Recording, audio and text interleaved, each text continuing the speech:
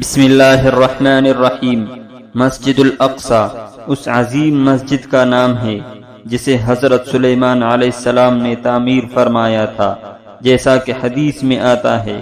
حضرت سلیمان علیہ السلام نے جب بیت المقدس کی تعمیر فرمائی تو اللہ تعالیٰ سے انہوں نے 3 چیزیں مانگی۔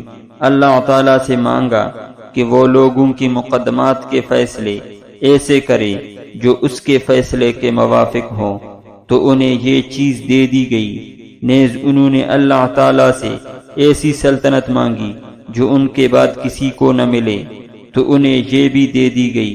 اور جس وقت حضرت سلیمان علیہ السلام مسجد الاقصی کی تعمیر سے فارغ ہوئے تو انہوں نے اللہ تعالیٰ سے دعا کی، جو کوئی اس مسجد میں آئے صرف نماز کے لیے، اسے اس کی گناہوں سے ایسا پاک کرے جیسا کہ وہ اس دن تھا جس دن اس کی ماں نے اسے جنا تھا۔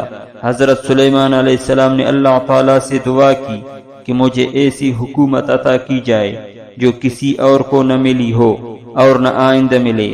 اللہ تعالیٰ نے دعا قبول فرمائی تو حضرت سلیمان علیہ السلام کے لشکر میں کم و پیش ساری قابل ذکر مخلوق شامل ہوا کرتی تھی۔ ایک بار حضرت سلیمان علیہ السلام کی لشکر کسی جہادی مہم کے لیے روانہ ہوئے تو اس عظیم الشان لشکر کو دیکھ کر ایک چیونٹی نے کہا، اپنے ساتھیوں سے اپنی بلو میں گھس جاؤ، کہیں ایسا نہ ہو حضرت سلیمان علیہ السلام اور ان کا لشکر لا علمی میں تمہیں کچل نہ ڈالے۔ آپ علیہ السلام نے چیونٹی کی بات سن اور سمجھ لی۔ اللہ تعالیٰ نے آپ علیہ السلام پر بہت بڑا احسان کیا تھا۔